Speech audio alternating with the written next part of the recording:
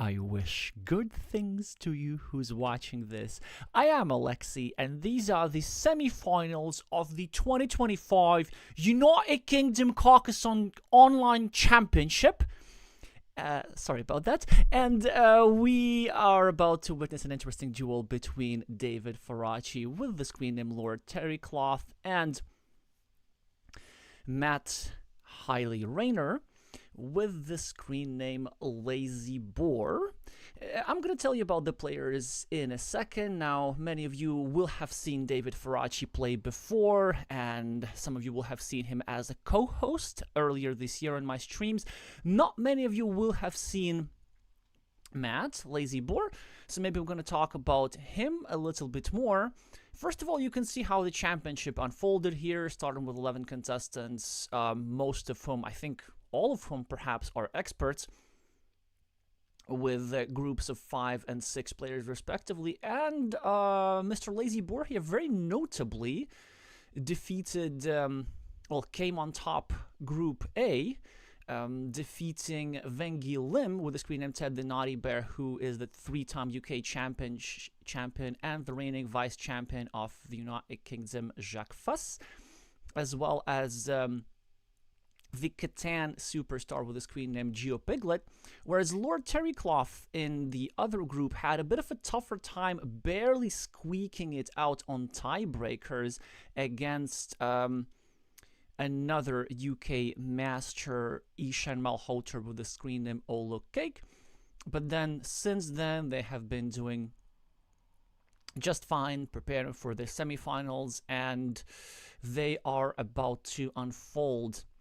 So David is one of the, four UK Masters, currently rated at a solid 650, nearly 2,000 game of experience, very high win rate. And they also happen to be the reigning UK champion. They just recently participated at the World Championship in Herne, Germany, where they finished 25th, 30th, something like this, by scoring 3 victories in 6 games, so a solid result in the middle of the pack. And rating-wise, they're definitely going to be the favorite here. But Matt has 7,000 games of experience, albeit with a lower win rate, and most importantly, 3 more years of life experience. In fact, Matt and David share a lot of similarities. Both of them work in academia. Sorry about this. Matt at the University of Sussex and David at the University of Durham. So not quite rival schools, perhaps, but let's see if any of their academic backgrounds will be transferring to better Carcassonne strategy. So LazyBore in particular has also multiplayer games quite a bit, and they will be experienced in that aspect, and I think this is how they started playing in the first place. Now, of course, playing competitively also on the UK team in international tournaments. These are, of course, mostly 2-player games. Alrighty, we're going to start shortly. As usual, a best of 3 today. I'm gonna start refreshing the page. Hi, Lord Terrycloth. Hi, Small Red Van. Hi, Ian Middleton. Do let me know in the chat if you're supporting anybody in particular.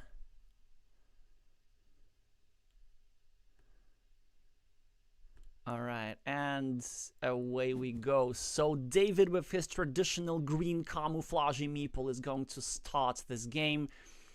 Matt with my favorite color, yellow, following the steps of the other Matt from Team UK, of course, Stat Matt, the 2023 World Champion.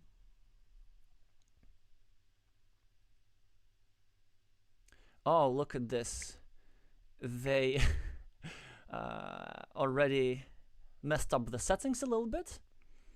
Yeah, because the way this is held it's each game is supposed to be a tournament with 15 minutes on the clock, and now we notice that each player has only 7.5 minutes, although I don't see why exactly Lord Terrycloth would be complaining, them being one of the fastest players in the United Kingdom.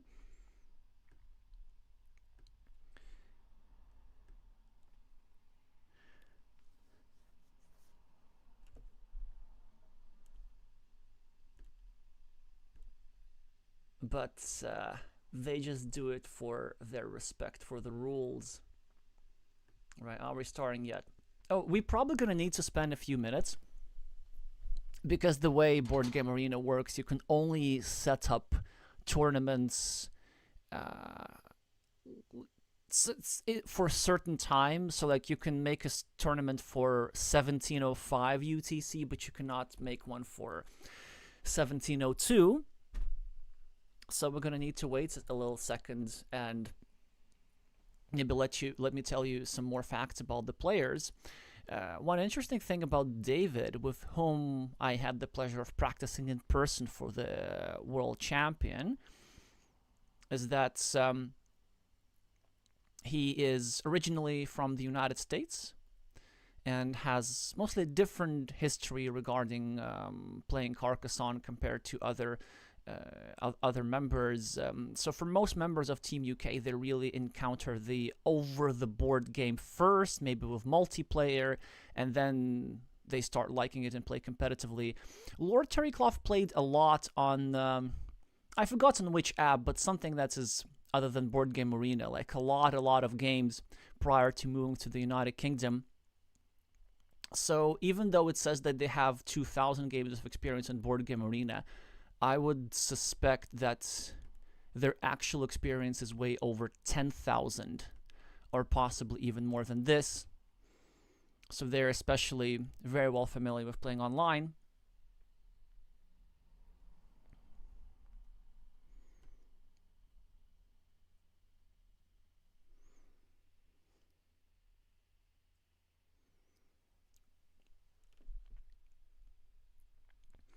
Oh yeah, and a reminder, of course, to y'all about the prizes for this championship. One of the main reasons why online championships are held in so many countries, because the victory in an online champion grants you access to the International Champions League of 2026.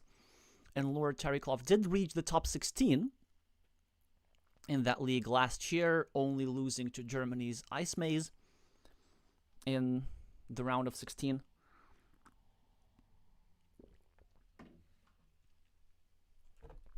And so if they manage to defeat Matt today, and then whoever's the winner of the other semi-final pair, which is Fanatical Lime 93 and OJH 1997, I'm going to talk about these two players on Sunday, when I'm also going to stream their games. Yeah, so then this would, of course, allow David to participate twice in a row. And then whoever ends up in the second and third place of this championship will be sent to the international qualifier for the Champions League. So they might still be able to participate, but they will have many more hurdles in the way compared to the actual first place finisher of this championship. Oh, hello back, Lord Terrycloth. Could you actually let us know for when exactly do you have the tournament set up? Is it 1705 or 1710? Yeah, so 12,000 total games of experience. We get the confirmation. Hi, Napamai.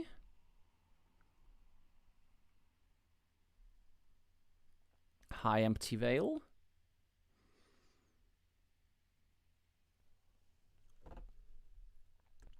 Alright, so are we starting yet? No, we're not. But honestly, I'm kind of run out of things to say in the intro.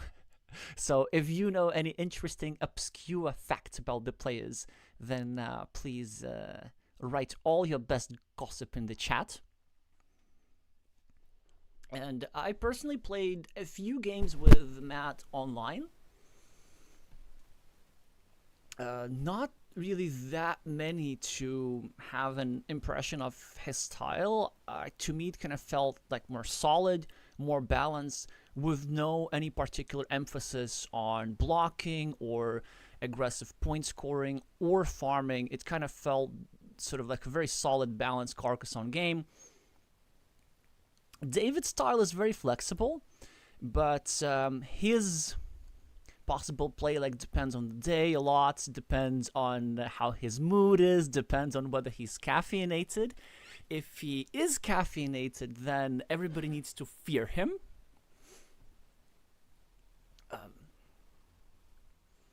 I can say that from personal experience.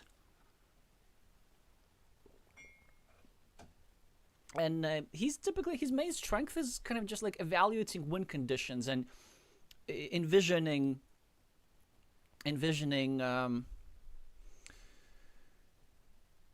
so not so much individual moves, but like envisioning what's going to happen next in the game. That was my impression of him.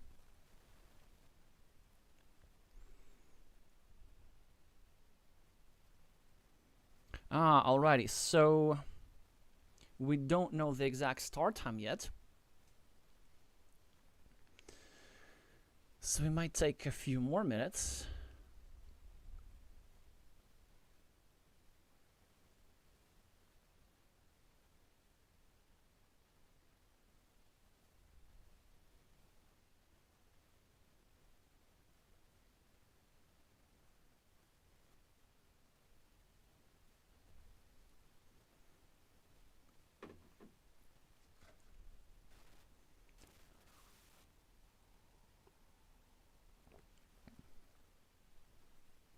Oh, look at this. Starting in 1 minute. That's perfect.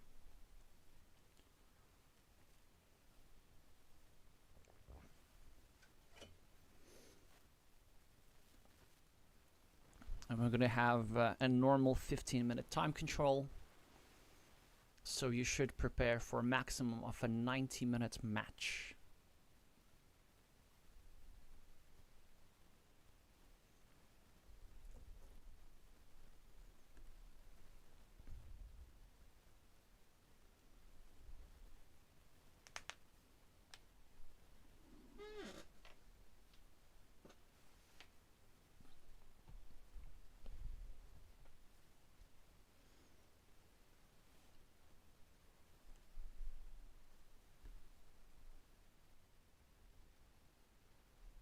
What are the 3 turn games that he's playing?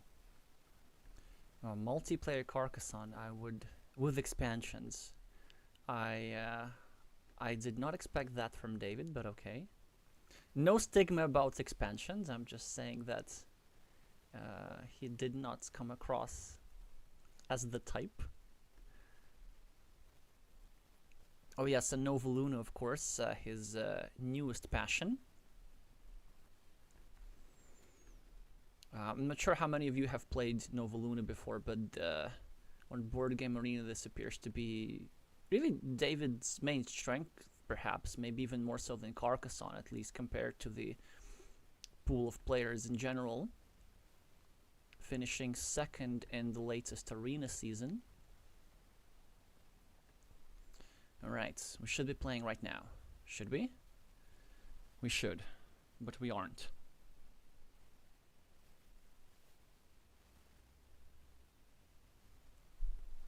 Alright, maybe now. Okay, there we go. And this time David is the starting player playing with his green meeples, LazyBore, with the aforementioned yellow. Now, already making a bit of a non-standard decision, trying to start his city facing to the left, so making this self-restriction, but making sure that Lord Terrycloth cannot use a city plus road tile to invade.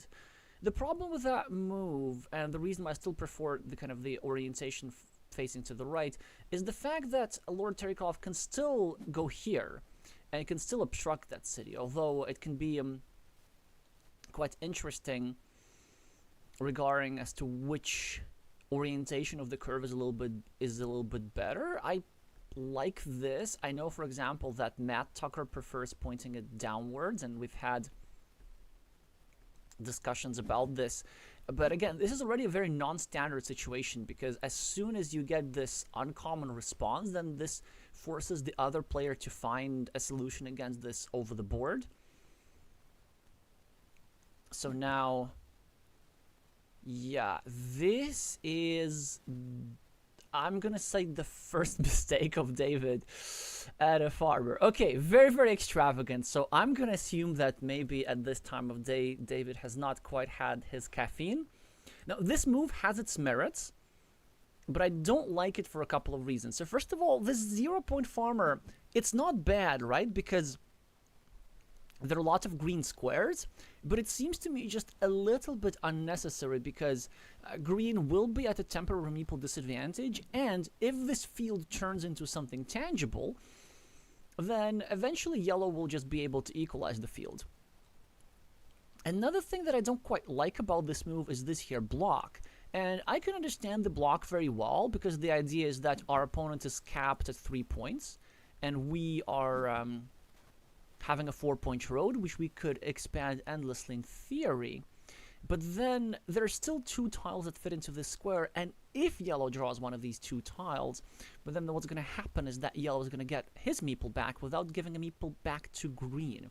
Whereas the alternative for that move, if you were to just go here and start a new city pointing upwards, and after he were to finish this city, he would have a genuine chance of blocking this here square permanently, making sure that only yellow loses a meeple and green does not lose a meeple. Like, this choice is understandable, but it just seems to me that it does not quite get the maximum out of this position.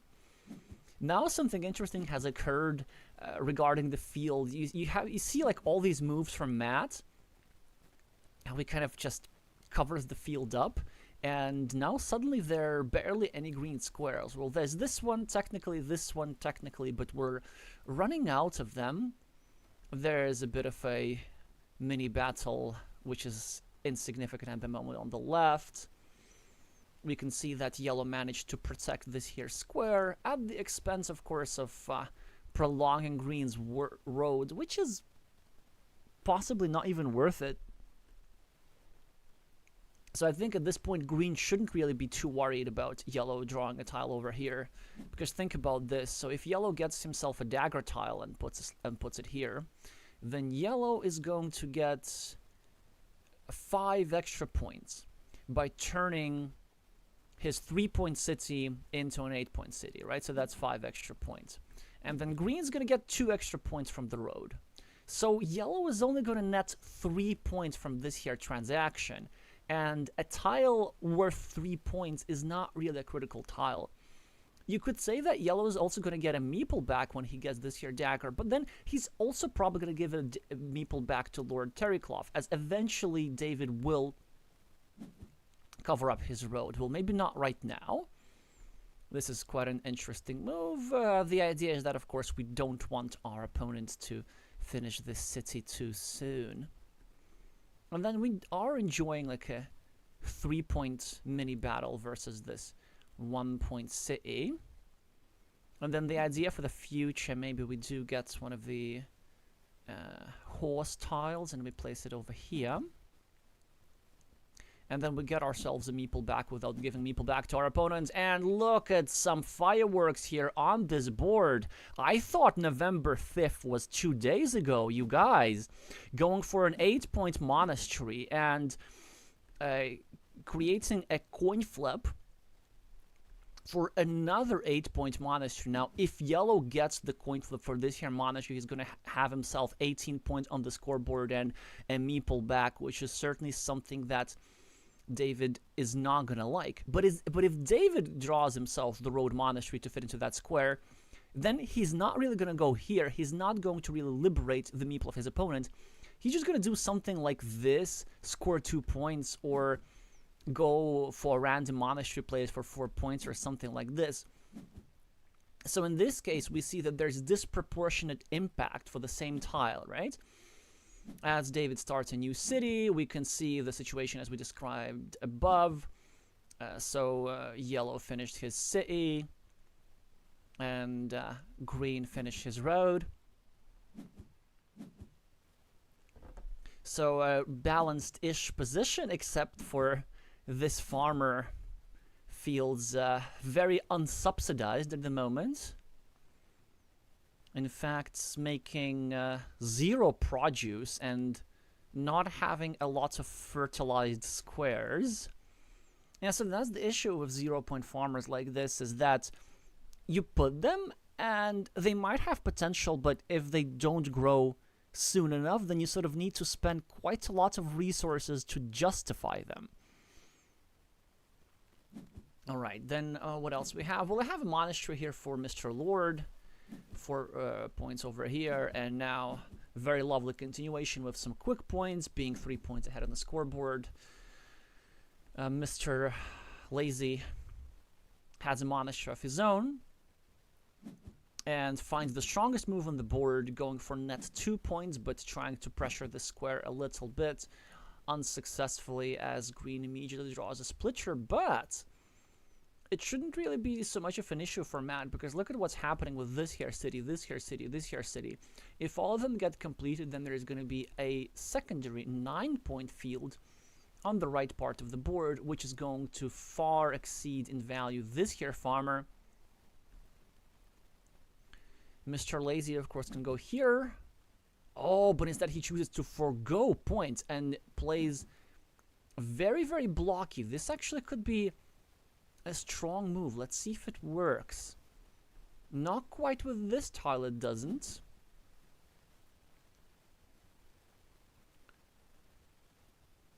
He's trying to find some sort of city cap to restrict this here square permanently, and now green is going to face a decision here.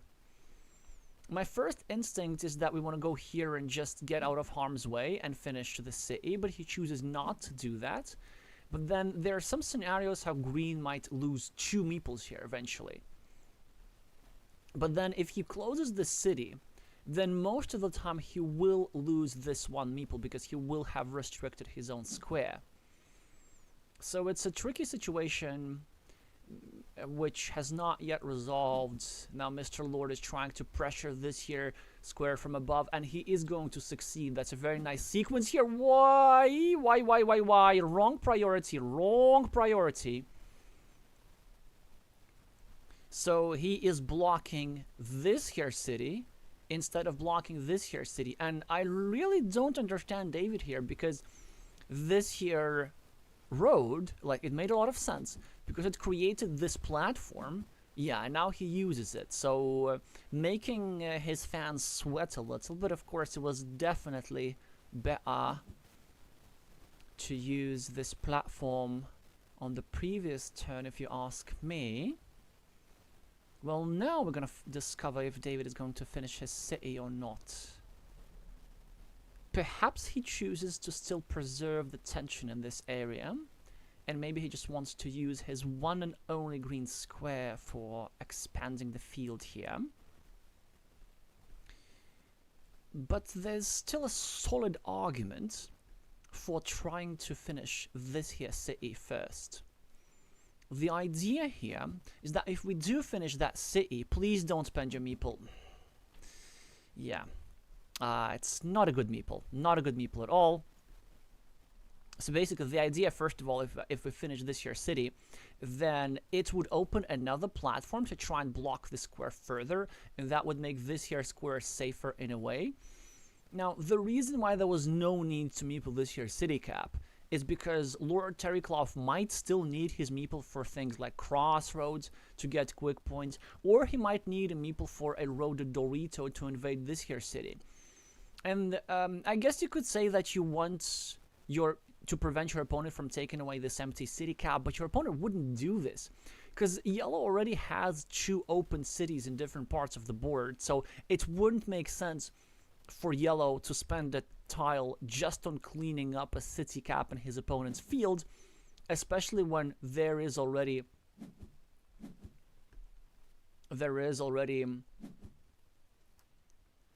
a city cap, a place to use his city cap. And this is exactly what happens just as Lord Terrycloth successfully wiggles out of this here situation, restricting yellow's meeple and protecting his own.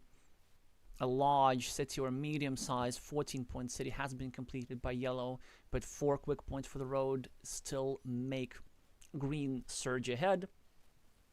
I still want to comment on this misplaced meeple here, because look at this. On his last turn, green drew this here tile, and because he didn't have any meeples, he was not able to score 2 points for this here road. So this teeny tiny mistake cost green 2 points in value, and since this game is kind of close-ish, especially now that green has pretty good chances, now that the road monastery has been drawn and is not going to go into the square, then these 2 points could perhaps end up being decisive. Monastery tile for Matt. A wonderful scoring tile for Lord. He's going to get 2 points, and he's also going to create a blocking threat against this here square. So from Boer's perspective, do we actually go here and add a point to our opponent's city just to preserve a 75% chance of this here city being completed? I don't know, you tell me. I think we do. I think we do. An alternative is to just go here and to start a new city. But he figures that he's not that extravagant regarding his last meeple, and he just wants to prioritize safety.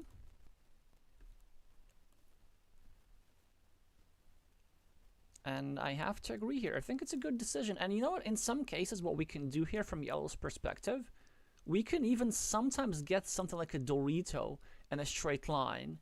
And then we can get this here monastery meeple back without giving a meeple back to green. So I think a road Dorito, regular Dorito rather, of which there's only one remaining in the deck, is something that Yellow does want quite a bit. David decides to drop a farmer on another 6-point field, and I don't like that decision. I think it is a bit too impatient again, and David has been too impatient with farmers. Whilst a 6-point field is not bad per se, it really doesn't have a lot of expansion potential, given the fact that the only green square is controlled by yellow, and yellow can now just go over here and shut down that field entirely.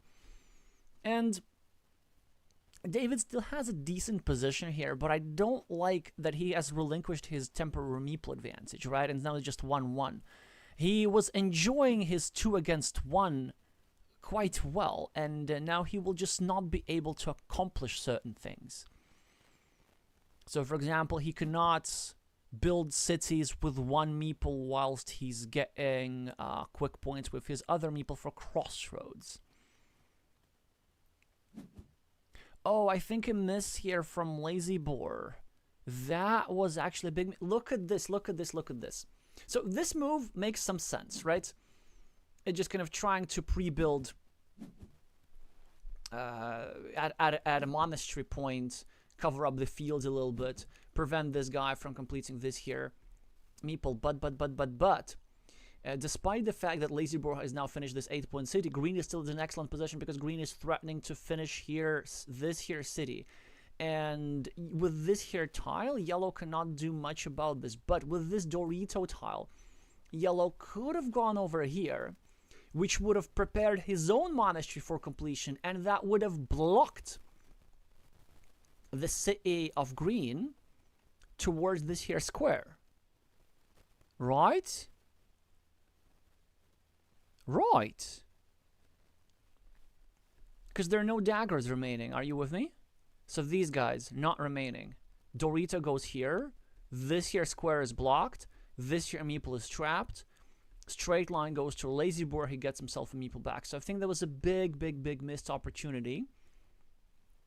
So yeah, so maybe Matt playing a little bit too fast here.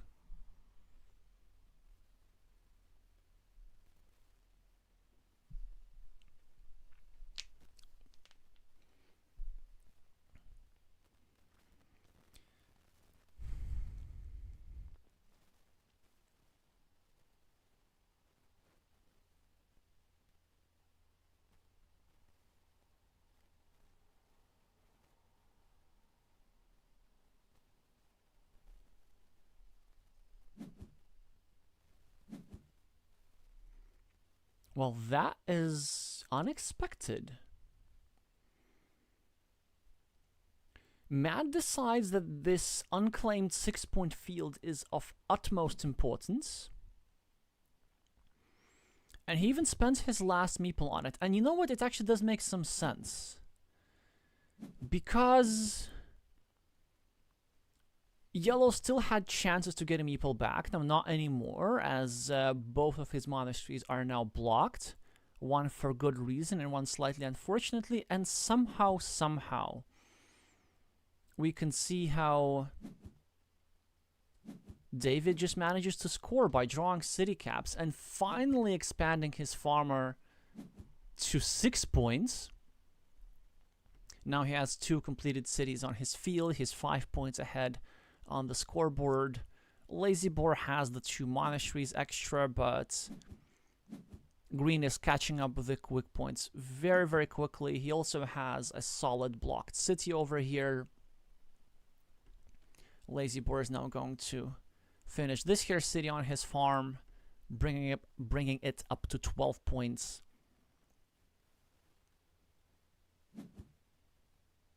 And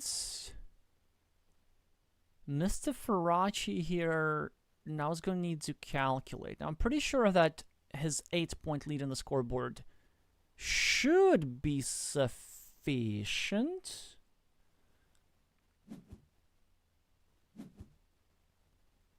And he figures out that if he just places his meeple for 4 points on the ruin, he's going to be just fine. Also helps that he's going to win the coin flip for the starting tile, not allowing Matt to finish this here city.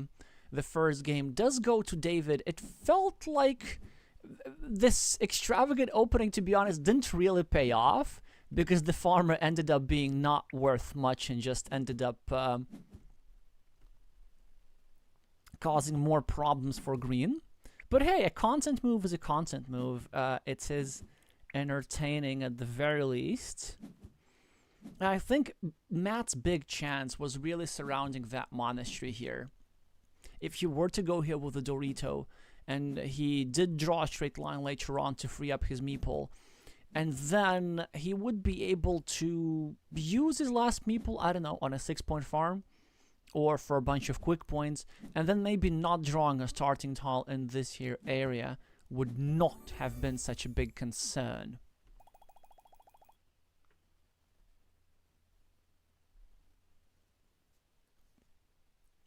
All right, David 1, Matt 0. Last chance to stand in the way of the caffeinated philosophy professor.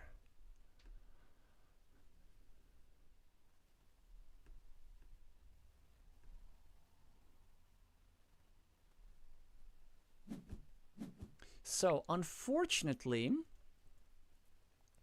for Matt, David has won the coin flip yet again. He's going to be the starting player for 2 games in a row.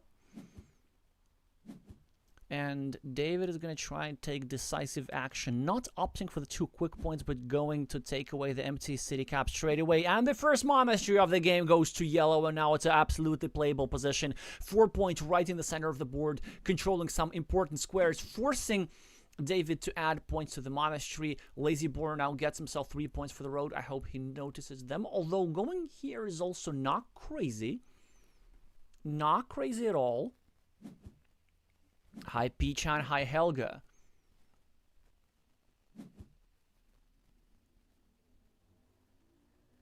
Three points do go to Mr. Lazy's scoreboard. Mr. Lord is starting a new city and cleaning off the empty city cap. LazyBore getting another shielded tile, which allows him to cover up his city from possible invasions. And now, an incredibly interesting choice here for Mr. Lord Terrycloth. The monastery, of course, here is a fantastic tile, and the content move. I was thinking about stuff like this. This is so interesting. Not going for this here 5-point spot. Not going for this here 5-point spot. Not going for this here 5-point spot, but instead going for a 2-point spot. that allows him to first finish his road and second, control some important squares in his opponent's features. And this decision has already paid dividends straight away. Because if not for this tile, LazyBore would have gone over here, but now he cannot go over here because then a block is going to follow. So if yellow wants to finish his city, he's going to need to draw his city finishing tiles in a particular order. He's going to need to draw the regular Dorito first, and only then he can place a road Dorito or a second regular Dorito at the top.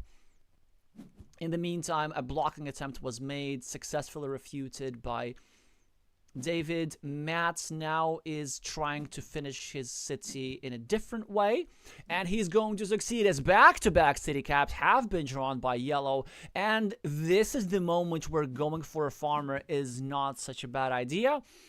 Matt figures that early farming is David's prerogative. Instead, he's just going to meeple the city cap to prevent bad things from happening next to Green's monastery. Now, David's mouse must be itching at the moment. So many green squares and no farmers deployed. Unfortunately, this is just not the tile to do that.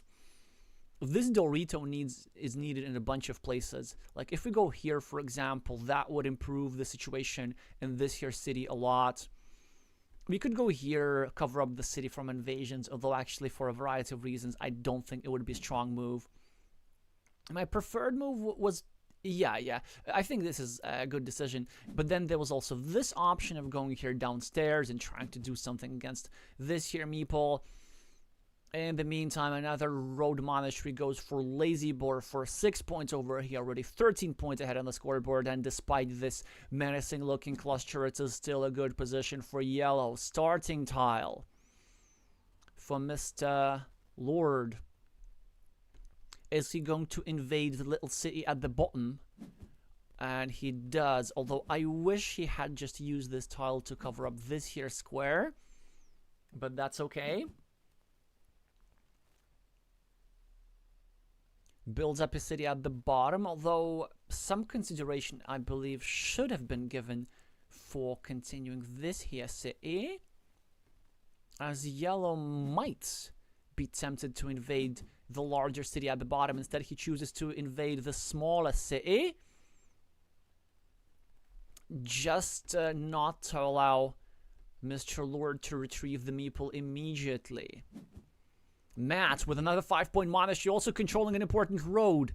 David gets himself the 4 points to bringing a bit closer to Matt on the scoreboard, and also this move indirectly protects the square. This square is actually exceptionally vulnerable. If yellow were to find one of the 8 remaining curves in the deck, then this would be an instant permanent block, because 3 dagger tiles have already gone out and all of them are in the same direction. Straight line now is not going to be placed over here, thanks for David's savvy decision for going to this indirect defense. And the first farmer will finally belong to Green, as a 12-point city is being completed, as well as a 9-point monastery, and a proud Green farmer has been deployed. This time the farmer is absolutely legit,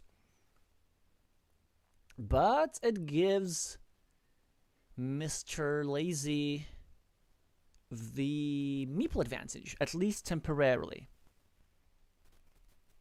Hi, Volodymyr.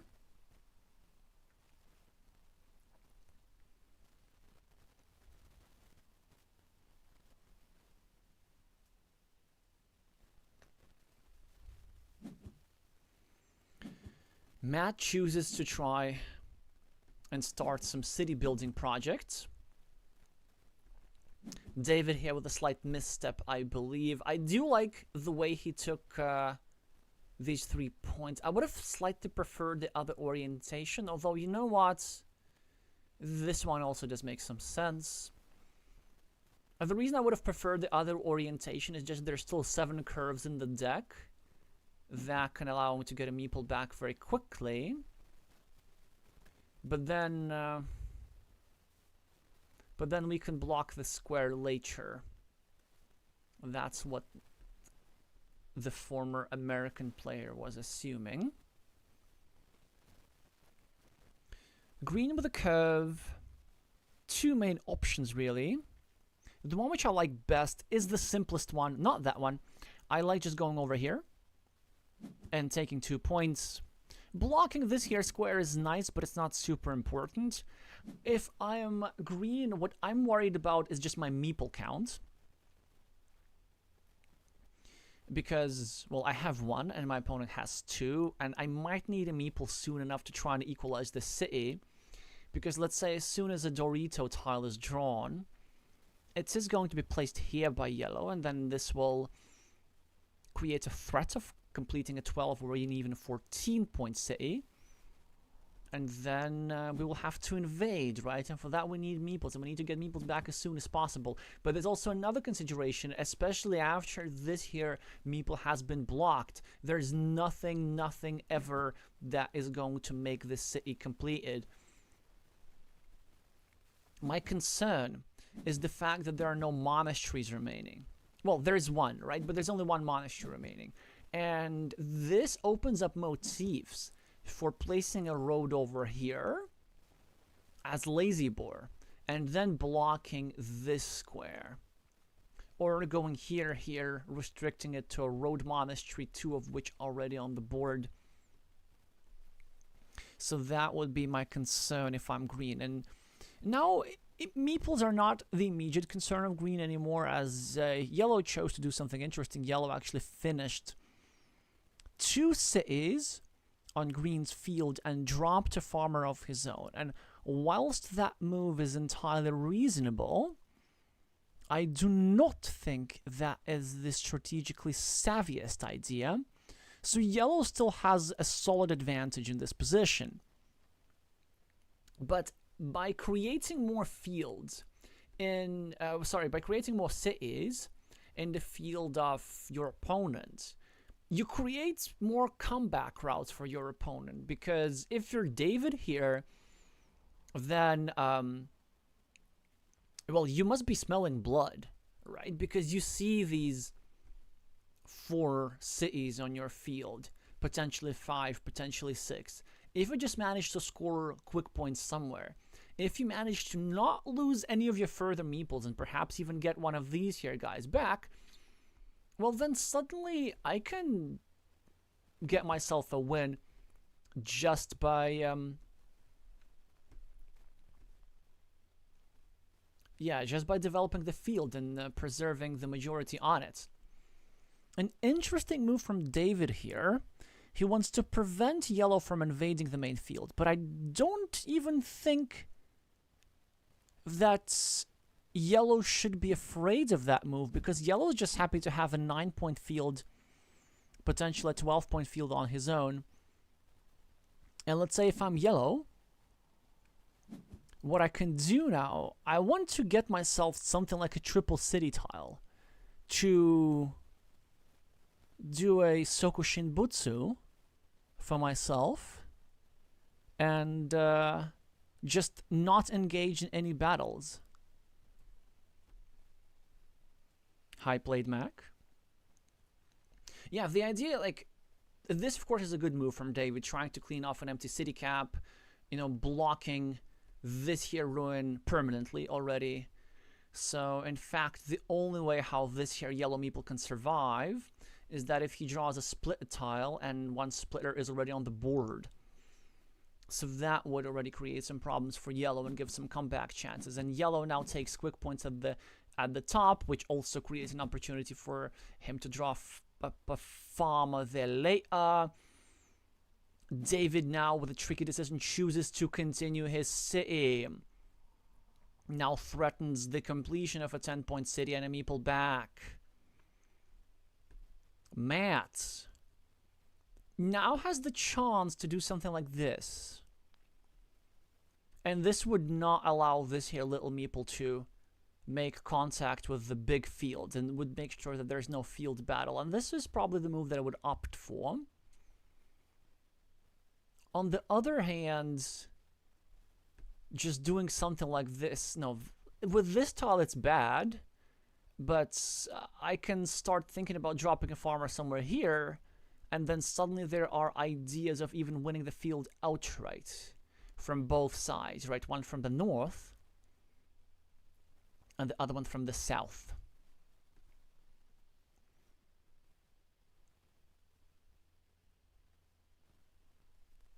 So what exactly is Matt gonna do here? He chooses to take away the splitter option from himself, and that is quite interesting. I wonder what the reasoning is. So the reasoning is, I guess, as follows. Yellow figures that he has enough meeples. So he doesn't really need to hope for the splitter to get a meeple back. And it's absolutely fair. And then what he wants to do, he wants to draw one of the three, well, now already only two, remaining triple city tiles to go here and then take control of the ruin, but make sure that there's still a square to expand it further. These 2 points are added to this ruin indirectly. Actually, the more I think about this, I really, really like that move. David now with a content move, dropping his last farmer. And in that case, it might be justified, as Matt was ready to go over here, was ready to unite two farmers. But David's idea is to draw a curve himself to make sure that he still has the field majority once the farmers are united. And then he wants to draw a city cap to get himself a meeple back from this here 10-point city. LazyBore is trying to prevent that from happening now. David is in dire straits. He was going to get blocked, but a very wise defense made sure that it does not happen on this move. Had David not placed this move, Matt would have snapped over here, and this would have made sure that the city can never be completed.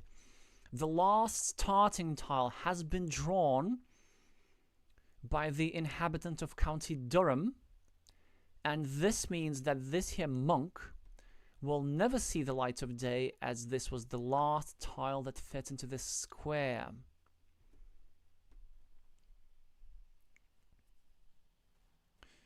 But the question is, now that we have drawn it, what do we do with it? And I think there's a good use for it. The move that which I prefer is going over here. And the idea is just simply, we don't want our opponent dropping a farmer here for these here 6 points and using this platform for a field invasion. Yeah, I start really liking this idea. Because in the long term, what we want to do, of course, we want to get this here meeple back, and there's still 1, 2, 3, 4, 5, 6, 7, 2 curves remaining, right? So if green goes here, he's still going to have the majority on the field. He's going to have 21 points for 7 completed cities, actually. He's going to be much closer on the scoreboard after he gets the city cap. And despite being in the meeple minority, if only he can find a way to protect the field geometrically, which he absolutely does now, then that will give him a good chance to win this. But what a nice move here from LazyBore, taking 3 points for the road and then giving back, opening a 5-point road, an 8-point city lying around, and a fields connection platform to be taken advantage of over here, and LazyBore does exactly that. Now, Mr. Terrycloth is going to need to bother about not only completing this here invasion, but also blocking the invasion at the bottom.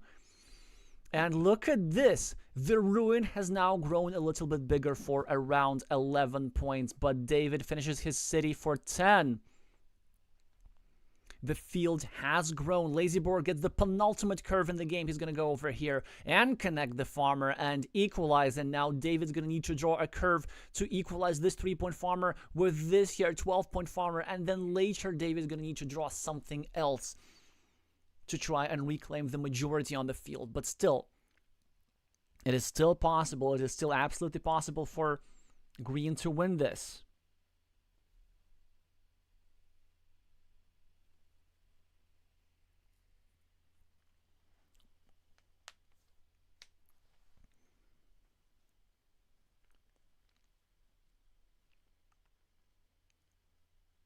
I'm a bit concerned. Why is Matt still thinking about this? Is he genuinely considering not invading the field here? Now, I have no doubt that this is the move that is actually going to be played. Maybe he's thinking whether it's worth to meeple the road or not. I'm going to say not, because he might need that last meeple for something else, perhaps for a field re-attack. But yeah, on the other hand, if he goes over here, that would be a 6-point road up for grabs. With the crossroads, it becomes a 7-point road. I still wouldn't be too worried about this because there are other ways to score quick points. There's this here opportunity to get a city cap, or even to drop a farmer and then try to sneak all the way through the top like this. There's this here potential 4-point road up for grabs. And there's, of course, this here city, duh. Which means that you just have to go and leave features open. Unfortunately, what this means for yellow is there is now runouts of tiles. Quite an unlucky one. Where he does lose the game. And this involves either Lord Terrycloth invading the field, or really what's going to be just enough is just Lord Terrycloth getting himself a lot of quick points. Road, city cap, something like this. I think it was a misguided placement here. So let's see if that works for him. That's a very dangerous last meeple. He might need that meeple for something else. Lord Terrycloth now is going to score quick points probably, although he's tempted to do this. Finish the monastery, start a new city, then get himself a city cap, finish an 8-point city and drop a farmer like this. This is what's going through his mind. He's also thinking about going over here for 7 points in his own little field. But why have 7 if he can have 8? So he can probably gonna go here. You can also go here for a 7-point road and leaving himself the city cap. And now David chooses to finish the monastery without getting himself a new city. That is actually quite interesting. And he does get himself the starting tile. No, this city cap that's going to allow him to score 8 points. But where? Or maybe it's time not to score 8 points. Maybe we sacrifice the 8 points and we go here for a farmer. Okay, that is very interesting. David chooses to place a farmer in a different place, which I disagree with. But okay, whatevs. LazyBore finishes his own city and David's monastery. Now David needs to do something about this tile. What exactly? I have no idea. The highest scoring move is something like this for 6 points, but that would open up another field connection platform. LazyBore gets himself a crossroads for 4 quick points. There is also a curve available for somebody to score 8 points over here. Lord Terrycloth does not get a curve. He desperately needs a curve. And the best that he can do is probably go here for a 6-point field. I don't know. Or here, try to finish a city. I feel like there's just simply not going to be enough tiles to try and win this game. I think that Matt is going to take this one down.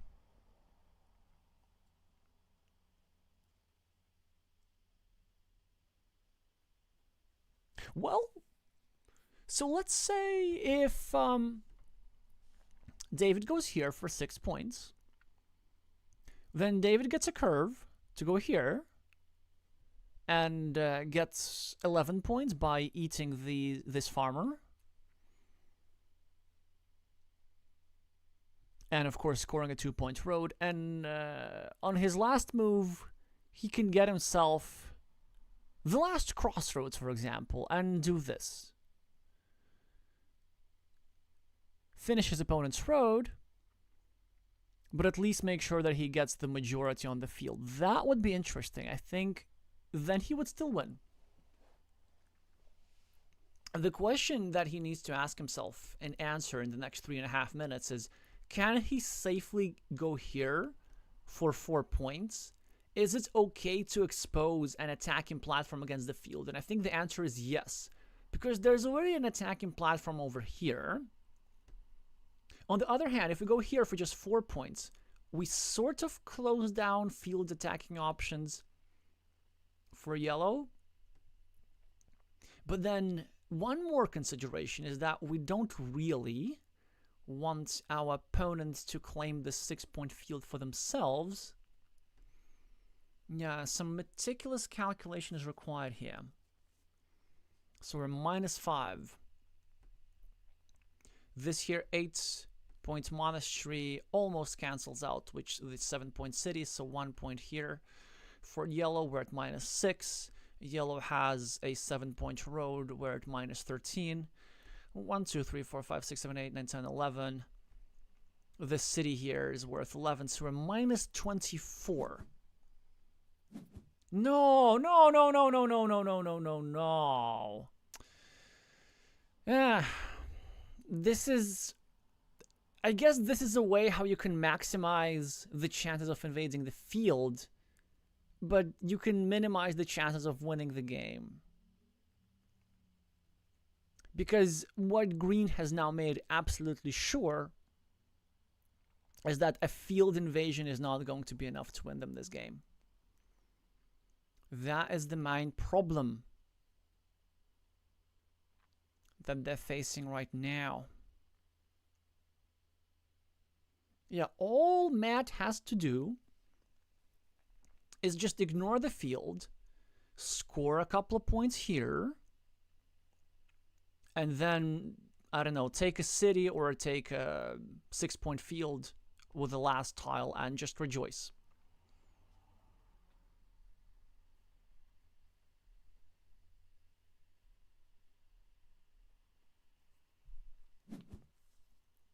Yeah, 2 points in whichever location, they work perfectly fine. Well, finally, a curve has been drawn by Lord Terrycloth, and he should use the curve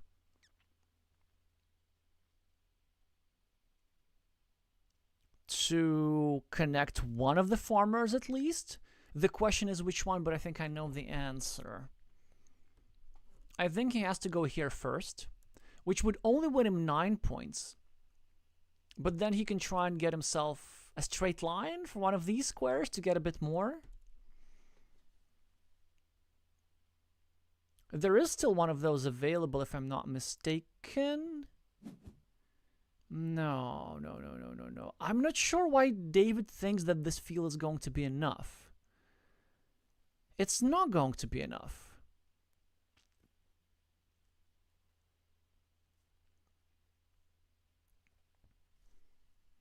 Possibly he could have miscounted curves. Maybe he was thinking there was one more left.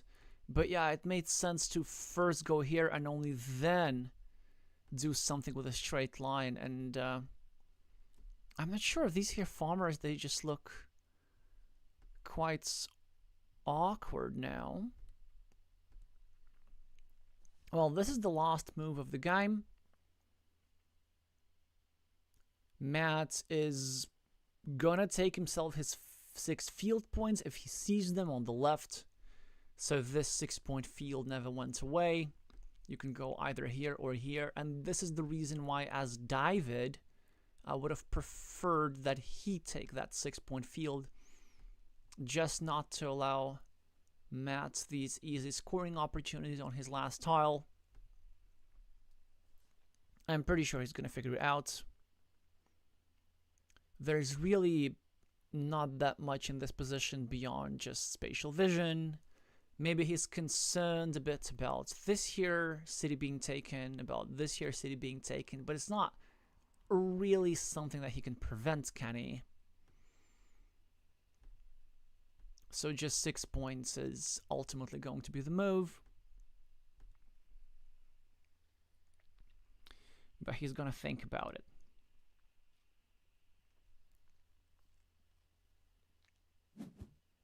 Oh, he misses it. He misses the 6-point field on the left. He is going to score 3. And David is going to score 12. I wonder if that changes something. So David scores 9 points for this field, and also he adds one more castle to the main field. 1, 2, 3, 4, 5, 6, 7, 8. 24. I think Matt still wins this, but I am not like super sure. Yeah, LazyBore is saying in the chat, if I lost, I will be forever angry with myself. And I think not quite. Not quite a loss. LazyBore still wins this by 5 points, but then this here move made him realize his blunder. So it's actually cost him what? 8 points that blunder cost him, yeah? Because he took himself 3 instead of 6, instead of the 6 point here. So that's -3, right, for this guy. And then David was able to score 12 instead of 8 over here. Oh, so that's a 7 point difference. Yeah, that's a 7 point difference. David was able to score 4 more, and Matt scored 4 less. So a 5 point difference regardless. Yeah, it seems to me that, well, Lord Terrycloth needed some sort of a miracle to win this. Didn't happen. And now, fortunately for all of our viewers, we get ourselves a decider. Who's going to do this one? I am not sure, but what I'm sure about is that Matt is now the starting player for the first time in this series. He has already a slightly better position, menacing with his 10-point city. Lord Terrycloth, of course, turns his road into that city, tries to prevent its completion. Matt does not decide to do much with the crossroads, although he did find some value of it by obstructing this square. He made it harder for David to create an attacking platform against the city, making this here square ultimately safer. Matt starting a new city on the right, which I think is a slight misstep. It was better to start a new city over here for a variety of reasons. Basically, what we do not want to happen, we do not want green to get a curve and then start controlling 2 of our cities with 1 road meeple. Ideally, of course, we do want to go exactly here, and now David already takes advantage of it, kind of obstructing that city somewhat, but it is Matt who comes first with points on the scoreboard. Just 2 points and now 4 points extra, helped so much by the generous 4-point road created so generously for him by the generous David. I'm not sure why he would do that. Matt scores 2 points more. David now desperately trying to finish a loop to get on the scoreboard himself, and he will by finishing not 1 but 2 roads, 1 for 3 points, 1 for 2 points, and it is Matt 8, David 5. The first monastery of the game goes to Matt for 5 points. It's a lucrative monastery. It supports his city. It controls 1 more square over here. But for the first time in this game, David is ahead on the scoreboard. Although his lead will be short-lived, as the best move has been found by Yellow, 2 points, and indirectly continuing his city, which is still completable. Finally, David can block this city threat, I guess. But it creates a problem, and LazyBore is now... That's fine, but I think he had a stronger move. He could have gone over here, tried to block this here green guy. Didn't quite work. This move is still sort of kind of fine. And will we see a self-invasion? And yes, we do. Oh, this is getting a really, really exciting, super high variance position. Basically, the game might be decided within the next 10 tiles. Either Yellow finishes this city with 2 meeples with lots of shield and upwards of 20 points, or David goes here and here and here and blocks the square and blocks 2 meeples of his opponents and makes him suffer. Lord Terrycloth now starts a new road. Does not prioritize blocking just yet. He wants to score to get himself some compensation, but Matt finishes a 9-point monastery and a 2-point road for good measure. Already 8 points ahead on the scoreboard. Mr. Terrycloth now tries to obstruct that city a little bit, kind of unsuccessfully so far, and gets his road obstructed in return. There are actually only 3 tiles that are left to fit into this square, which could be a long-term problem for the player with the green meeples. Mr. Terrycloth now starts a new city facing in the same direction, trying to be as efficient as possible with his tiles, anticipating drawing the giraffe's neck, anticipating drawing the hourglass. And LazyBore is now making a very interesting move, starting a new city on the left right next to this here guy, and Lord Terrycloth does something quite interesting, something that I didn't quite expect. I thought he would finish this here city first to obstruct this yellow guy. I think he finished the bottom one because he was worried about the safety of his meeple. LazyBore just keeps getting himself quick points, and the first divider of the game has been drawn by Lord Terrycloth, of course, to the envious gaze of LazyBore, who would have loved that tile over here. Speaking of splitters, he does get one too, but not the right kind. Probably going to go over here and start a new city. Now that David has caught up on the scoreboard after some city caps and quick points, I don't think that we want to start a farmer here. I don't think we really do, because we're in the meeple minority. This is not what we need at all. And David now creates the blocking platform against these 2 meeples. And David does not get a blocking tile, but he gets a restriction tile. I'm not sure if he should use it over here. Maybe perhaps not. Maybe going over here is an option, just restricting our opponent's field. Maybe going over here, just doing something against the city cap. Going over here seems a little bit unnecessary, perhaps. Oh, I know. How about here? Yes. Yes. Because look at this. Let's say if we go here, and our opponent draws something like a curve, and then they put it here to defend this here square, then this will allow...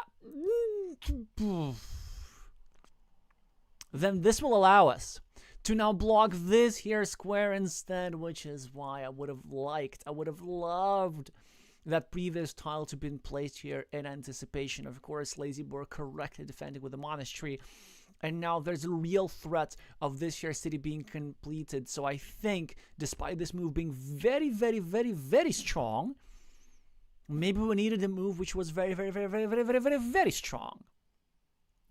That's one more very, if you didn't count.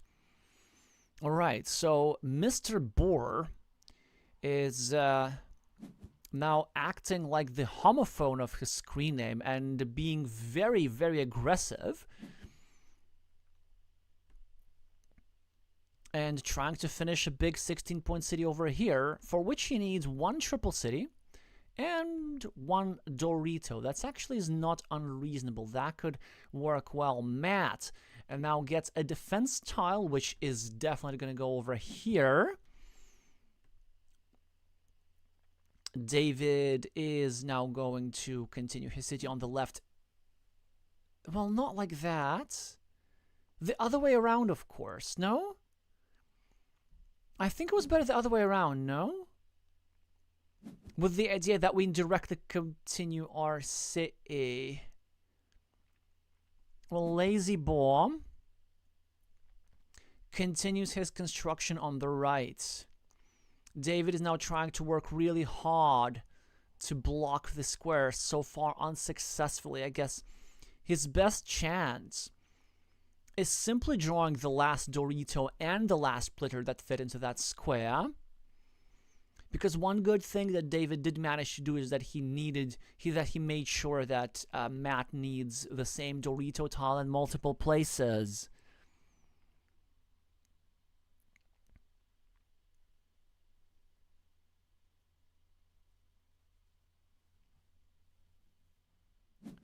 A wonderful tile has been drawn by Green, who continues his road, which I think maybe wasn't the top priority. Maybe we could have gone over here instead, but whatevs, it's going to be fine. And David now going to meeple a 3-point monastery, which is quite interesting, and now a very interesting decision here for LazyBore, which is actually not that interesting. I think we place the tile in the obvious place and we pray that the city's not going to get blocked, even though it's kind of easy to do.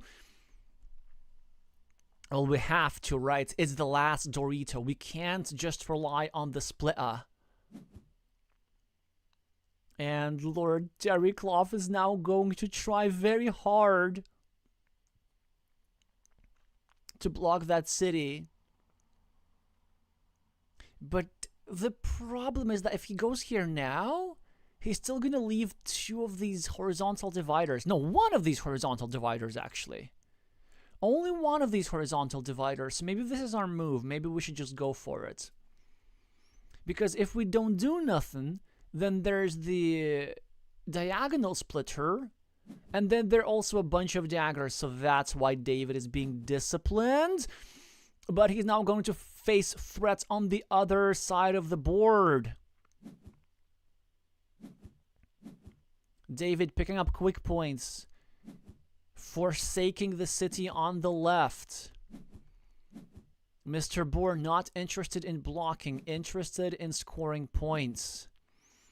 David is now going to try and block the meeple, and LazyBore defends, meaning that there's a 50-50 chance of the gigantic city being completed. Now, the only chance that David has is really just drawing this tile, which he desperately needs.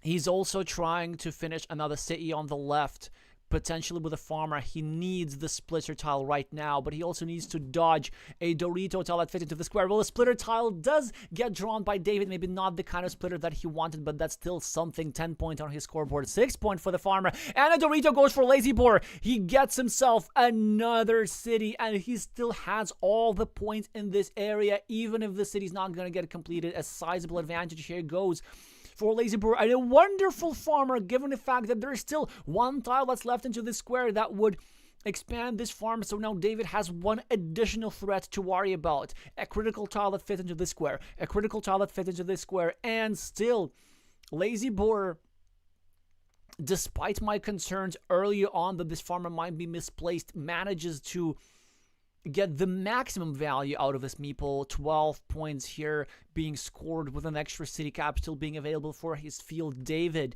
probably going to go right now here to attack this field, or maybe he can go here, drop a farmer like this, then get a curve, and then expand his road and then invade the field all the way through that. Maybe that's what he wants to do. We need to do some counting first. There's only one crossroads available, so maybe the threat of this road being cut in half is not so great.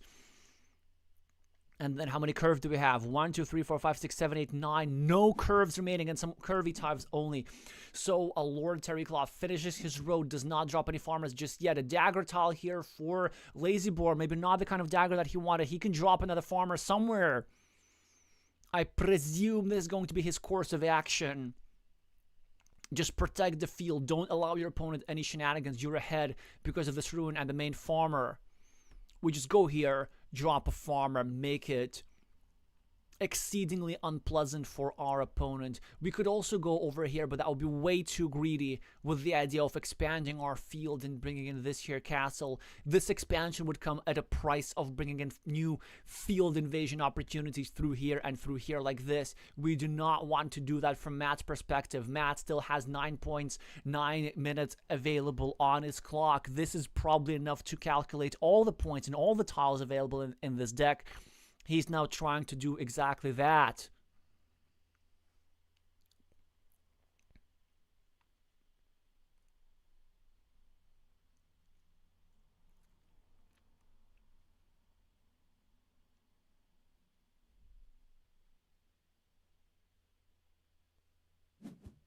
He goes for the second farmer. I like this idea. Maybe I would have preferred a slightly different location, because then we're adding points to our opponent, and it's not great. Also, I like the fact that it sets up additional damage from this here critical tile.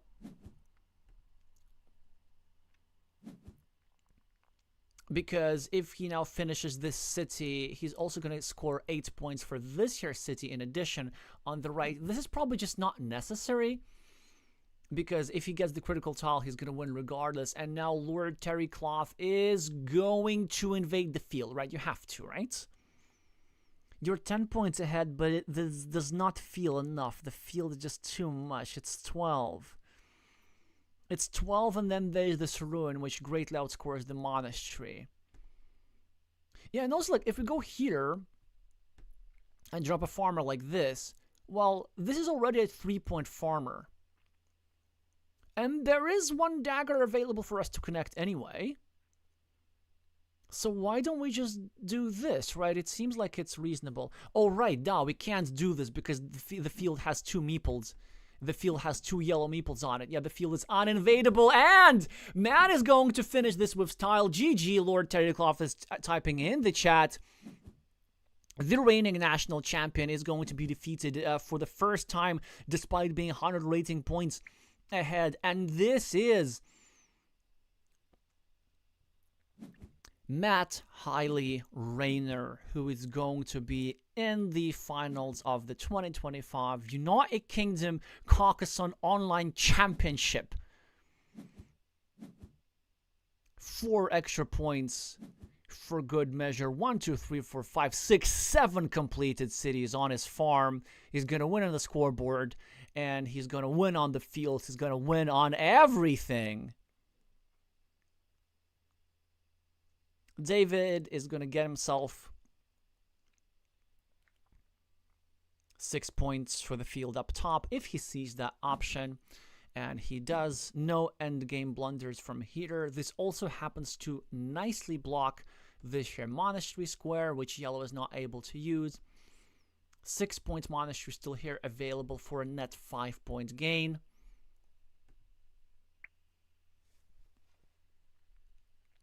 We're going to see it come down in just a couple of seconds.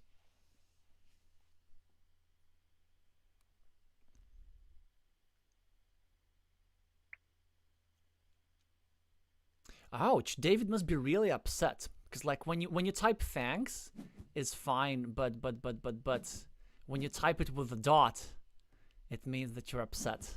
At least this is how I interpret the messages. It's fine, of course, to not like losing. I don't like losing myself. But that's why I also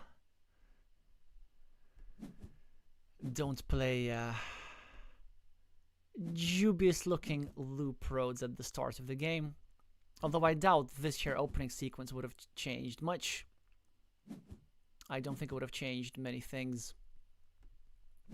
It did give some points for LazyBore, but then ultimately what was game decisive was this here city, and we see that the difference is 23 points, so maybe even yellow had a chance to win without even this invasion. I wonder what green could have done differently about this. Maybe one thing that I'm thinking about this was this move over here when green started a new row like this. It's certainly a reasonable move. It's a move which I like playing myself in these sort of positions. Kind of just get a bit more compensation when your opponent is trying to build a big city. But I wonder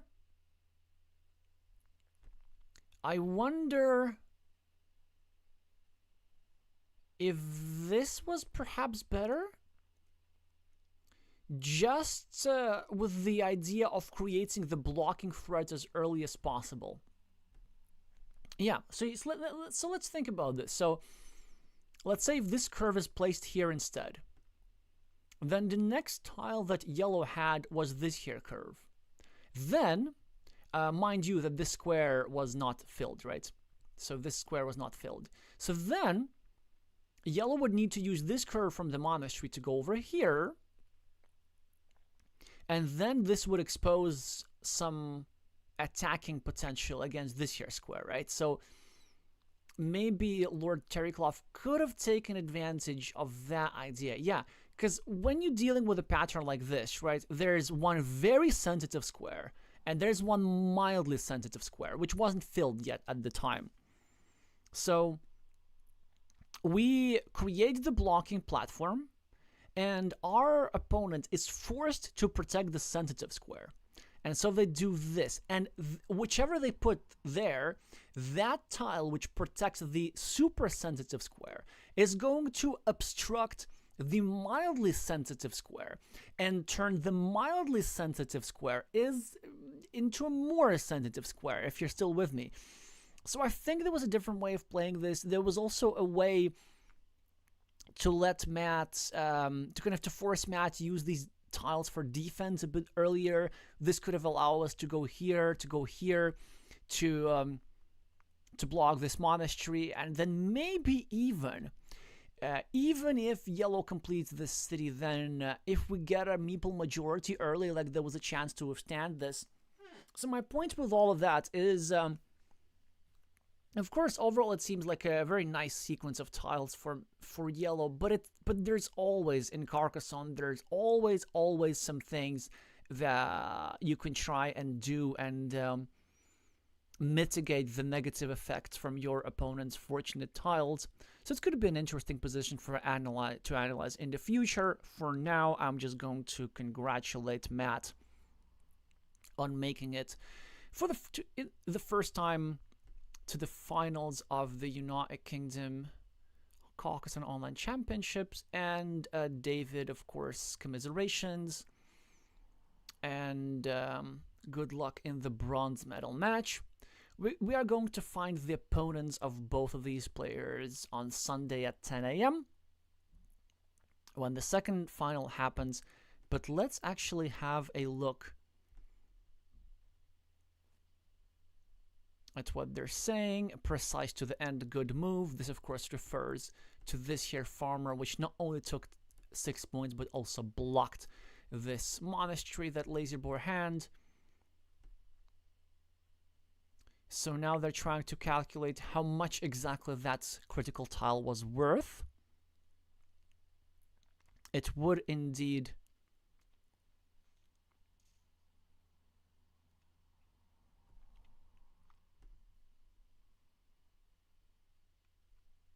yeah, it was indeed super impactful, but was it really 29 points? Was it really absolutely game decisive? Also, Green is pointing out something super interesting, and I just didn't have time to comment on it, but this here farmer was actually quite clutch. The idea was that it took 3 points, and it also exposed another city cap, and it also created a scenario where Green gets to use this tile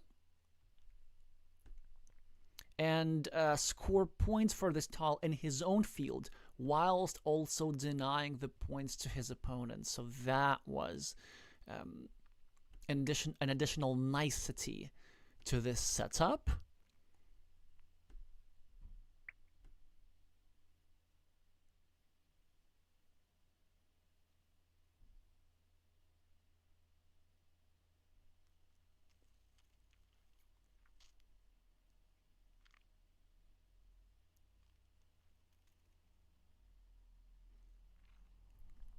Yeah, so they're now discussing this here city on the left. But then again, regarding the blocking sequences, I think had only Green turned this city cap that way and built his city more organically, he would have in fact had more tiles available for him to block this here square or one of these here squares. Like, I'm not 100% of that because I would need to pause and maybe even work with a calculator a little bit, but this is what it felt like at the moment. So again, they're always option and always these subtle details add up. I do think that this city cap belongs that way, pointed upwards. But let's see what they're saying.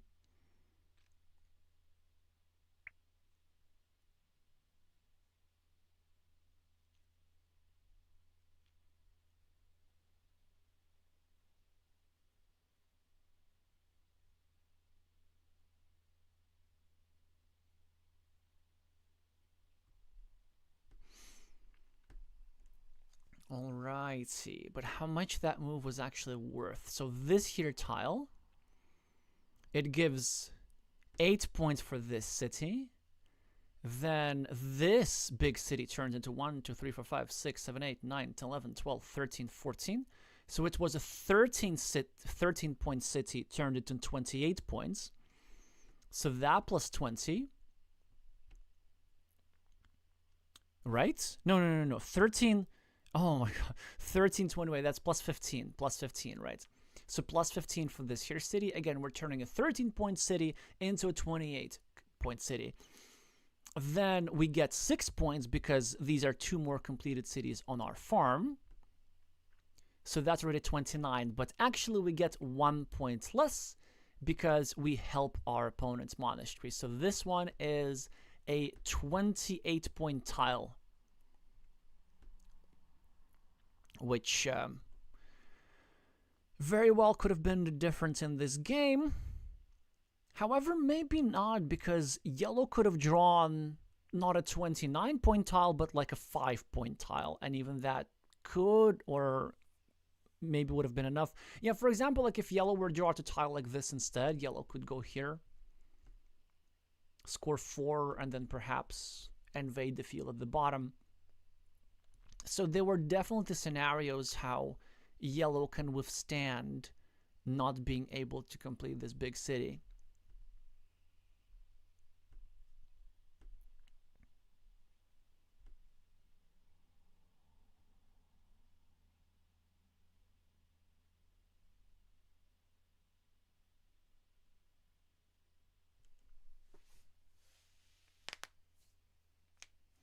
But there was an interesting consideration that Matt was saying, that he was genuinely considering not using a triangle in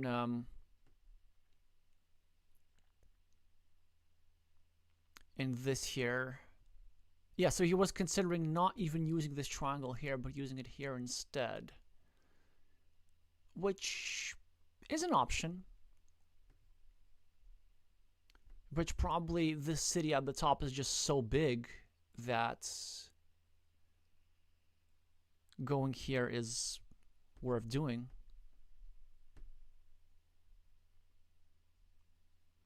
Anyway, it ended up working. If you have any thoughts about the endgame, then do let me know.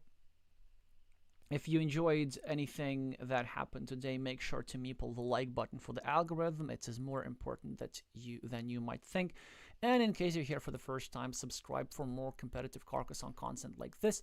Before we wrap up, I just want to show you what is upcoming. So no more streams today, but tomorrow we have 2 super biggies. We have the finals of the Latvian Carcassonne Online Championship 2025 tomorrow at 1600 UTC. I'm going to stream that. That is absolutely huge. I'm immensely excited about that. But then it doesn't stop. 9 p.m. UTC, we have ourselves the semifinals of the Chilean Championships, and on Sunday we're going to have ourselves the bronze medal and the gold medal game in the Chilean Online Championship. So our weekend is devoted mostly to Chile and a little bit to other things. Of course, the other United Kingdom semi-final we're going to cover as well. So lots of things in the next 2 days. Make sure that y'all stay tuned. Alrighty then, that's gonna be it. Thank y'all so much for watching, and I'm gonna see you soon.